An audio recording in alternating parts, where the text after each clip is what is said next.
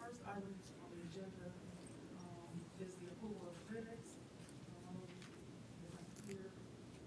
The second item on the agenda is the appointments and the updates. The first appointment, reappointment, I'm sorry. The first appointment to the library board will be Miss Mamie Yarbrough. If you want to come forward and just talk about what you've done since you've served on that board and why you want to continue to serve on the library board, you may do so. Thank you. Thank you. Good evening, Madam Chairwoman and staff and community. I just came up the stairs. Do I need this? Can you hear me?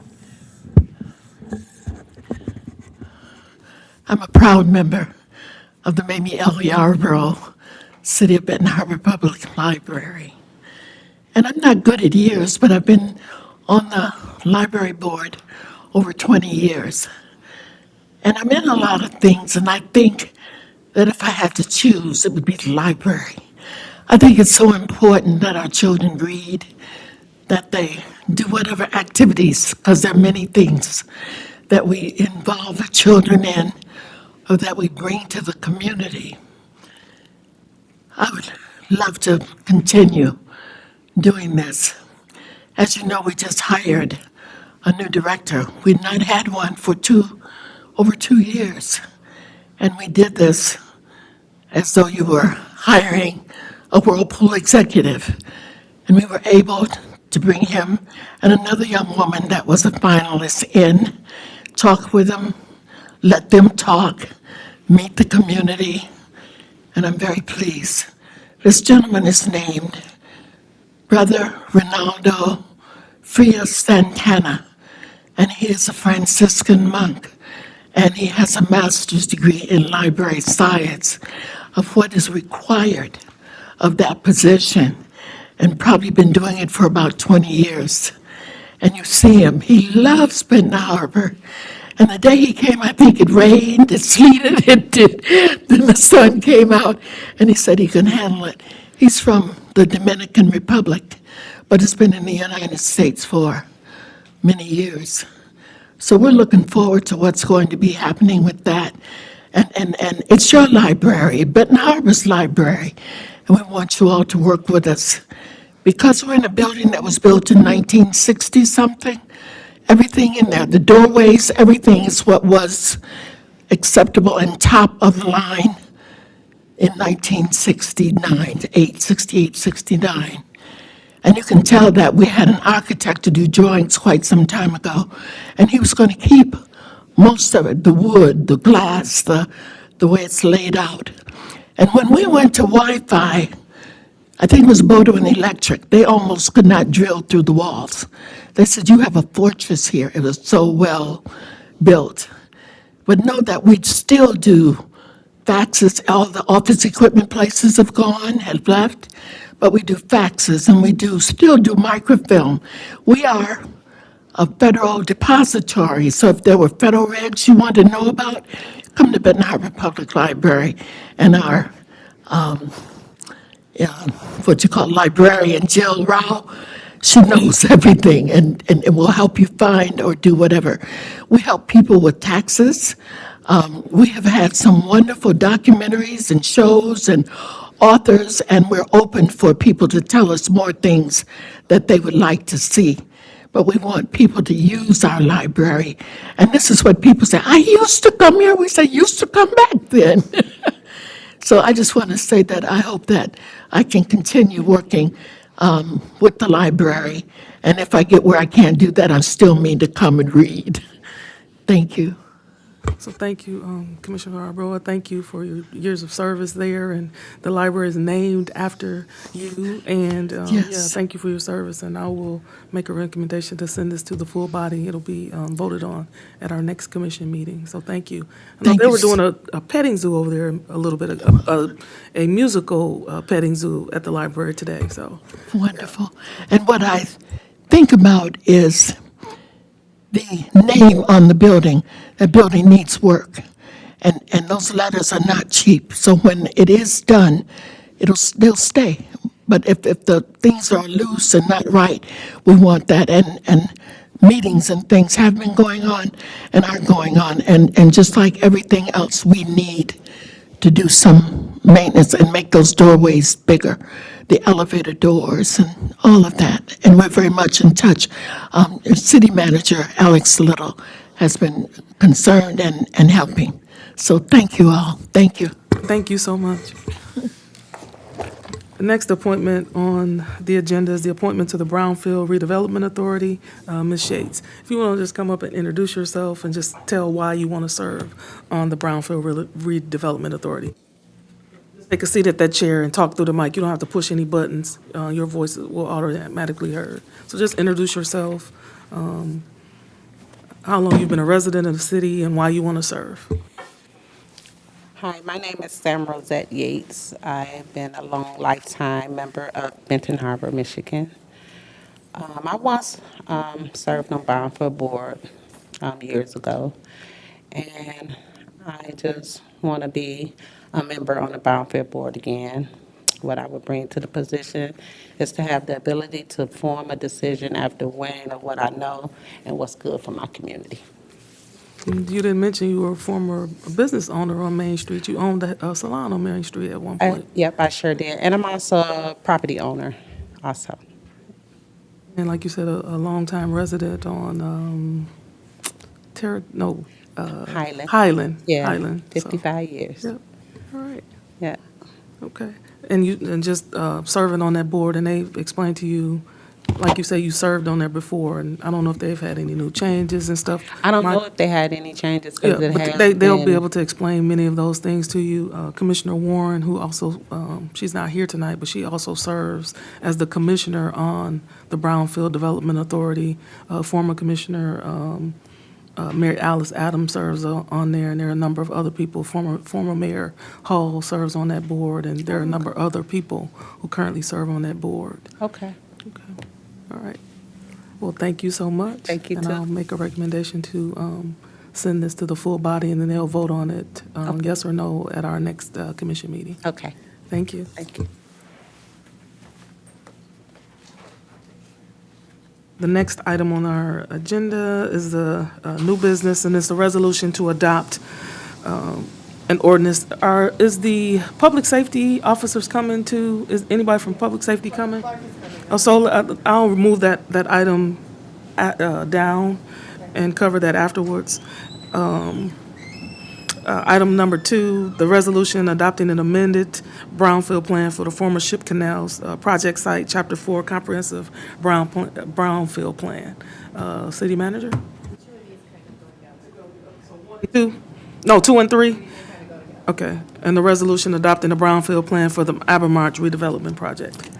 Yes, essentially what's being done here is that there was a brownfield plan established some years ago that included a large number of properties, including these 3.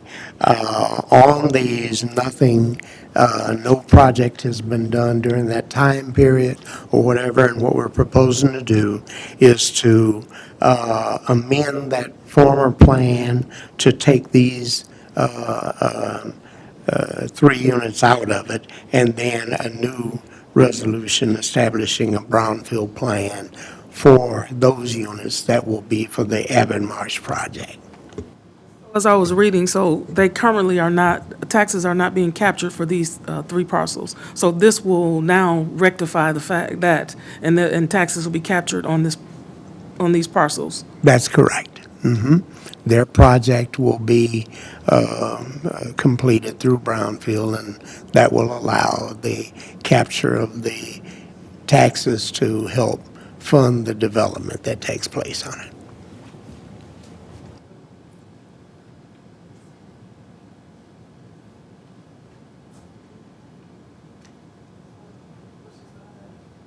it. Does anybody else have any questions about this particular property? Commissioner? I just want to make sure I understood you said that there's no taxes being captured on this property now. And are we talking about Main Street, the Abermarch's project for apartments and businesses in that block, that whole block? Really, that's a whole block, but it's, right. Three of the buildings, though. There's one other building. Oh, there's another building. Okay, but it's three of their, there. Um, and did I understand that there's no taxes being, There's no project that has, that's in the process already of capturing. This will be new and will be the only one. so brownfield? Yes. So I'm trying to, I read the plan for the former ship canal. I read that plan, but I'm trying to figure out how does this 3 units connect to to the canal plan? Actually has nothing to do with the canal plan. It comes out of what was written into the original plan and goes into a new plan of its own. Oh, okay.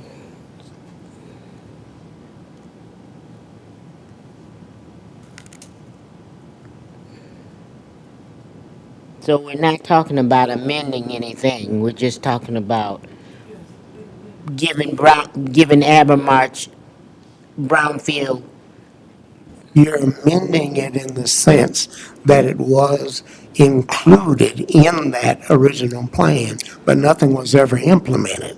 So we're pulling it out, which leaves the other plan intact as it is, and establishing a new one specifically for the Avonmarsh improvements. Okay, now I got you. So I really need to study the brownfield plan for Abermarch because I focused on the ship canal. All right. Come back to me next week. Are there any other questions in regards to what's happening with this particular project that's being amended to be included? Is being, the plan is being amended. These three properties are being added to it for a project so that they can receive brownfield dollars. That's essentially what's happening. Go ahead, Tiffany. I just want to put it out there that there will be a public hearing on this particular brownfield plan at the city commission meeting on the 18th.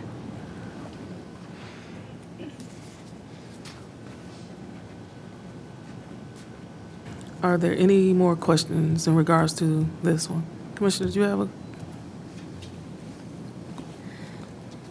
You want to have a public hearing and this is all the information that's going to be presented? I didn't schedule a public hearing. No, you didn't, but the clerk says that this project has to have public opinion. Public opinion. And I'm saying, are we gonna have a public opinion with just what we just talked about? It's not enough. So what other information? I'm listening to you. What other information would you like to know about this project? It was already a part of the brownfield plan. They're amending it and updating it, and they're updating it, amending it, I'm sorry, to include these projects for a project, these parcels for a project. But I'm saying, are you looking for specifics for their project? And Yeah, I'm looking for, has the brownfield adopted this Abermarch project? Yes. Oh, it has, okay. All right. I must have missed that one too.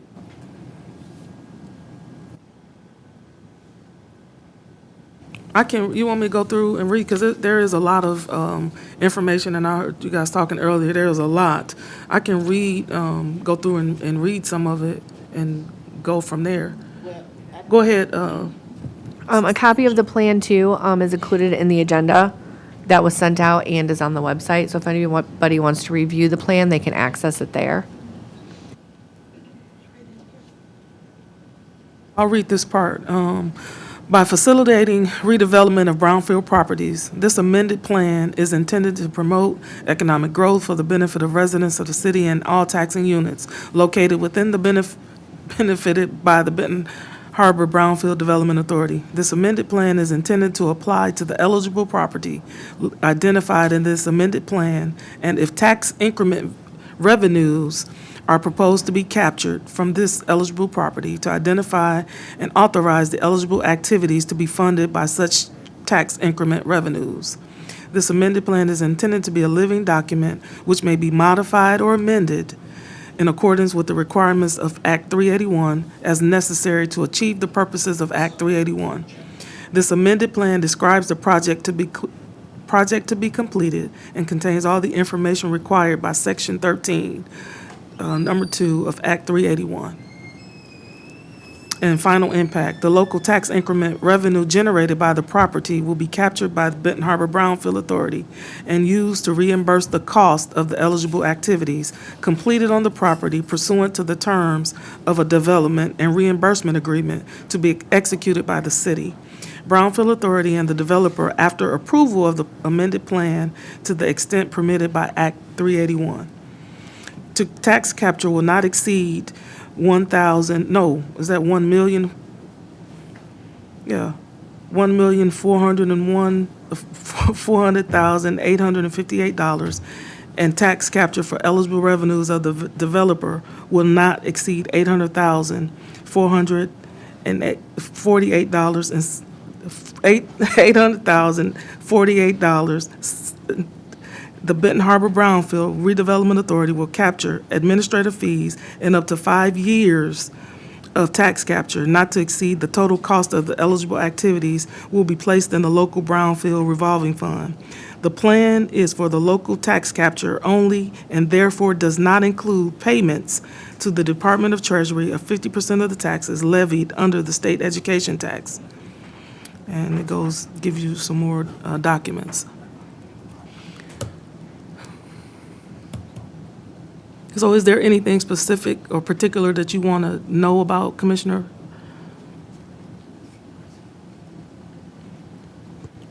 I'm waiting for Clark to get set, that's why I'm still here. Tiffany, go ahead, did you have something? Well, Okay. you know, I'm gonna always ask the question now. I think I heard someone say that these were gonna be market value apartments.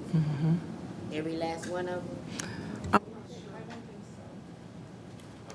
Man, if you want to talk, you want to come, what is his name?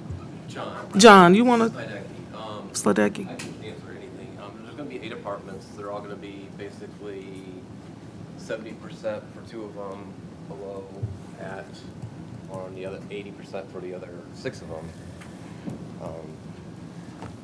Those are all gonna be upstairs. And then the commercial will be downstairs, which is about 8,600 square foot. We've been there for the last 46 years. We want to stay in the community and we help continue to revive the central part of Benton Harbor. And that's kind of why we're doing this. Bring in necessary and needed housing, but also to continue to stay in this area and be here for the next. We've already been here for 46 years. This is where we started. We want to stay here and invest in the town. It's going to be a considerable amount. We're going to invest in total well over $4 million into the project. And yeah, I mean, if there's any specific questions, I can definitely answer them. And Madam Chairperson, if I might say, that meets all of our economic development goals in that it helps to increase our population, increase our tax base, and the complete package. From an economic development standpoint, we support it entirely. Commissioner Yarborough. Where is this located? Is it actual Avonmarsh building now? Yes. Tell me. It's actually the Avonmarsh building now. It's on the corner of Main and Pipestone. I know where it is. Okay, yes. Three units, right? Right by where the whole, where the Yeah. mural is on the wall. Right, Okay. that's one of the buildings. That would Because be, when you said 6 units, that's not many, but it's not a lot of room space. I yes, and understand. it'd actually be 8 units. 6 of them would be at 80%, and the other 2 would be at 70%. Okay. And those would be upstairs, so it's not a lot of, it's 8,400 square feet total upstairs. Will Avonmarsh still be Avonmarsh in that building? We'll be on the first floor, Okay, thank you. actually the first floor in the basement. So, Can city manager explain to me where the tax dollars are gonna come from? If Brownfield is gonna capture so much, where is that tax going to be to the general fund? It doesn't go to the general fund initially. Initially, it's captured by the Brownfield Authority, and typical of how the Brownfield process works on all the other projects that it has. But ultimately, when the development is paid off, then it goes to the general fund. And how many years did you tell me that was gonna be? 5 years? I don't recall the exact number of years. Yeah. 30 years? I would ask through the chair, for transparency, those kind of things should be put in the document before somebody even asks. It's in there? Okay. So there's a whole page in the plan called Project Fast Facts. It gives you the property information, how many apartments, how many one-bedroom, two-bedroom, the anticipated rent, the taxable value, the anticipated development costs, the anticipated financing, the duration, and the TIF reimbursement. Okay. It's here. It's in the actual plan. So you don't have the plan, that's what was emailed out, because it's like 70-something pages, so I didn't print them. Okay, I guess, okay. All right, and the public hearing is gonna be the 18th. All right, I can prepare for that. Thank you. And if you have Teresa's contact information for Brownfield, the Brownfield consultant, anybody can contact her. It's on the public hearing notice. Yeah, I'll just read it. Thank you. Are there any other questions on this item? Thank you so much. thank you. Thank you. Deputy Director, you ready? The next item is your item.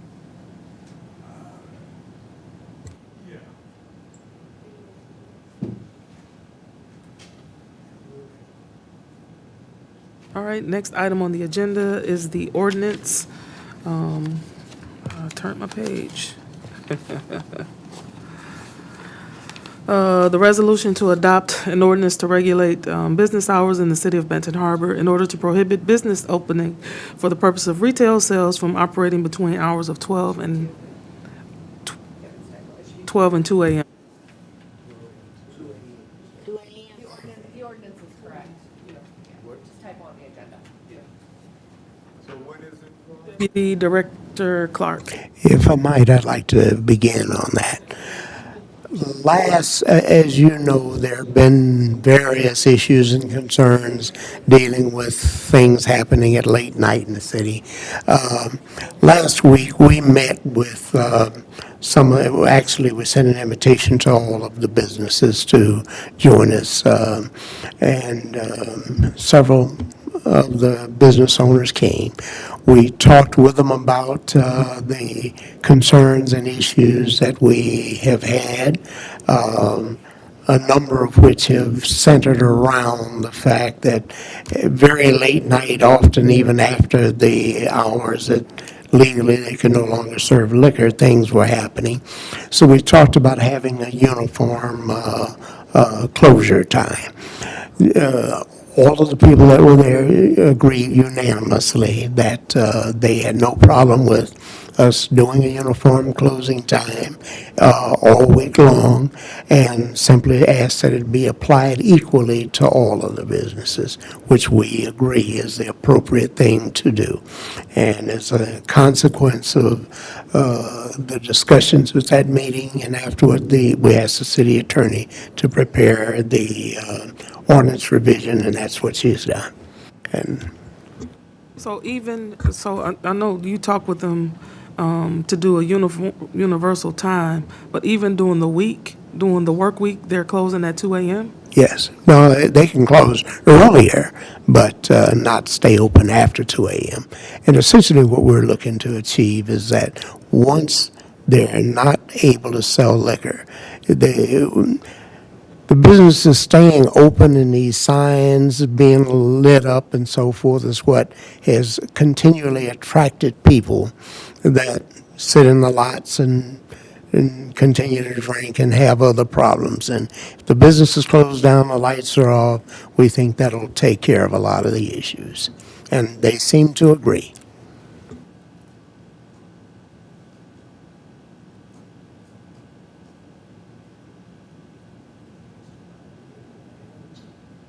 No, and like Mr. Little said, the business owners, majority of them actually did come in, they agreed to this. Some of their complaints were during these bottle gatherings in their parking lots, they can't control it.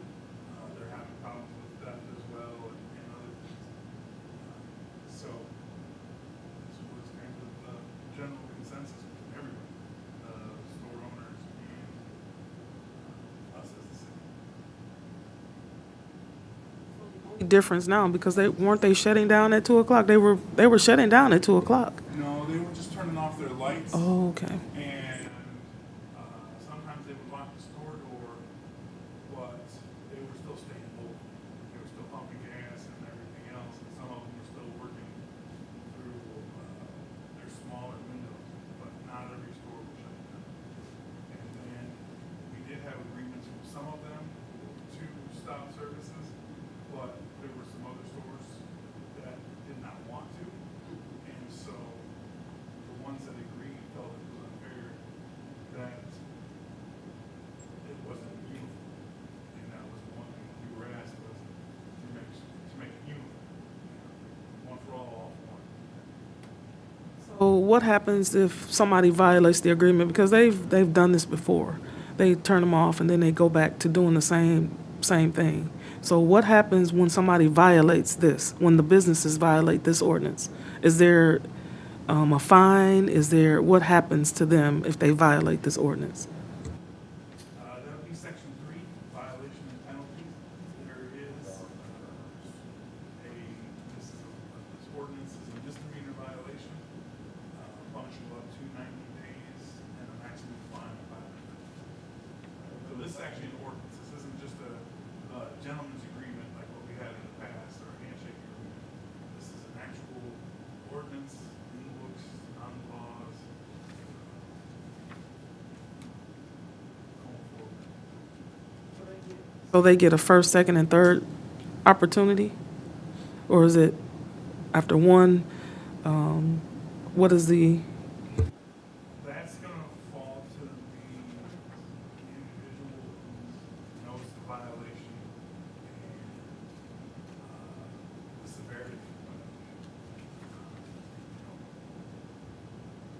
We don't wanna. Backdoor.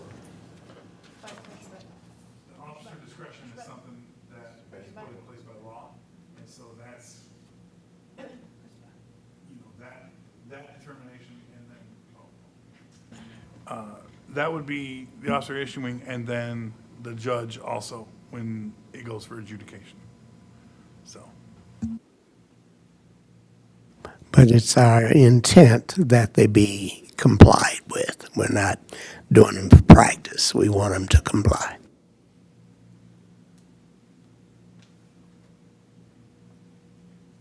is there any questions or comments about this ordinance update? Questions, comments from anybody in the audience? Put your hand up, Mr. Duncan. Yes. You need to come to the podium so the people that's online can hear. Thank you.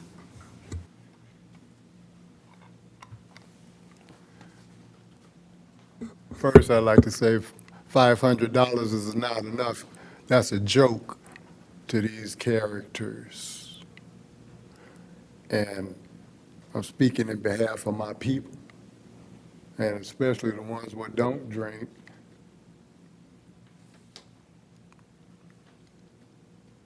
$500 is too much, and I mean not enough. and holding them responsible, I think you should really raise the rates more each time there's a violation. I don't think you're gonna get compliance, and mainly because of the effects that alcohol has had on our neighborhood all of these years. And it's all been unaddressed until now. It's good to see somebody trying to do a lot more than what's being done. But $500 is not enough. How about a couple $5,000? That ought to give them a chance to rethink what they're doing to our neighborhood. Thank you. Thank you. Appreciate that feedback. So when you guys met with them, y'all discussed with them that it would be a fine of $500 for violating that? Why not 2,500 or 1,000? What was their response? Yeah, The because city attorney basically handled the part on the, what's appropriate as far as, They don't live in our yeah. neighborhood either. yeah, and I actually agree with Mr. Duncan, because I feel like that's a slap on the wrist. I'll pay $500 all day long if it's, if that's all it is. If I happen to stay open longer during the holiday or do something else, like you said, some of them do live in our community, but I have neighbors that live, elderly neighbors that live on Colfax, and it's a problem all week with the loud music, with people pulling up because they're open. The lights are on. When the lights are off, it's quiet, and people just keep going, and they're not creating a disturbance. So I actually agree that it should be more, because right there in front of that store, it's all elderly residents, and they shouldn't have to endure that kind of nonsense for them to possibly violate it when they can. I believe if there is continued violation, that we do have the power to shut them down. You do? I think we need to ask Sarah to do a stiffer penalty of at least $2,500, because it'll make them think twice. $500, we'll make that at night over, but $2,500 will make them really think about, well, this is something we probably won't do. We'll respect that, but I would respectfully ask that be changed. We'll convey that to her and ask her if that's doable. Currently, I wanted to double check before I spoke. I do know under state law, we have limitations on certain fines. And that's where this falls. This falls right into that max limitation under the state law that we're allowed to set for ordinances. So, Need to change that law. You Deputy Clerk. Clark, go ahead. Yes, ma'am. So the people on YouTube can hear in the speaker. Mamie Yarborough, Benton Harbor, Michigan. When you said close them down, that to me is worse than charging me $2,500. Even if I had to be closed 2 days or 4 days, that would stop me from doing some things that you say I'm not supposed to be doing. I wish you all would consider that, rather than saying 500 or 2,500. But they'll lose more than that being closed 24 hours, 48 hours, 72? However it goes, but I'd rather see them have to be closed a couple of days. Then don't fine them any money. The money will not come if they're closed.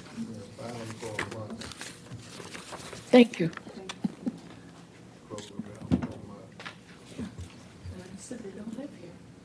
If there's any other comments on this particular item?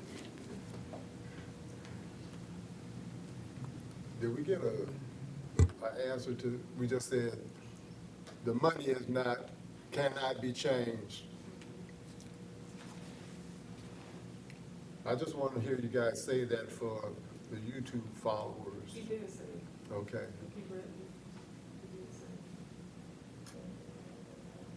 Clerk, Deputy Clerk, so is that an option? So it's the fine first, and then if they continue, is there a certain amount of times? And I'm just saying this because I know you'll have one of those businesses, because they've done it before, violate what we've asked them to do, and they'll continue.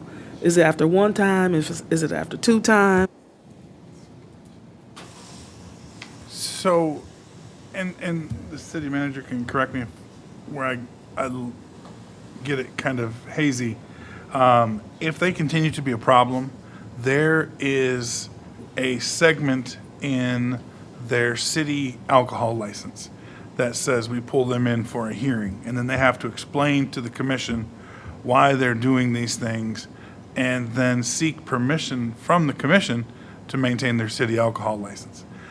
Under state law, if the city has a alcohol license, before the state will grant the state license, they have to be in compliance with the city. So if, for instance, we have one of these stores that violates this and that violates it again, and we pull them in for the hearing according to our permits ordinance, and then their license gets revoked at the city level, the state would then put their license in escrow until they can fix the problems here. So there's some processes that can take place to penalize the business or the person who continues to violate the laws on top of what we have currently. And they won't be able to move it to a different location? It'll be in escrow, or will they be able to move it to a different? Because we've had some of that too. So that's a question that the state would have to answer. As far as I know, and we have a LCC training next week, so I'll ask that question. If they lose their license here, it goes into escrow until they are in good standing again here. So I don't know necessarily if they can transfer a license in bad standing to another community. So we'll find out, and I'll let you know. Thank you. Are there any other questions or comments on this item? All right. Hearing none, I'll make a recommendation for this to go before the We would like to review it next week at Public Safety Public Committee. Safety, and then it'll go, yep. All right. This item will go to Public Safety, and they'll discuss it again in Public Safety, and it'll go from there. And I think this is it on my agenda. Anybody has any other questions or comments? I make a motion to adjourn this meeting. Did you have a question or comment? Go ahead. I'll tell you that in private. Okay. All right. Thank you, everybody. Have a great evening.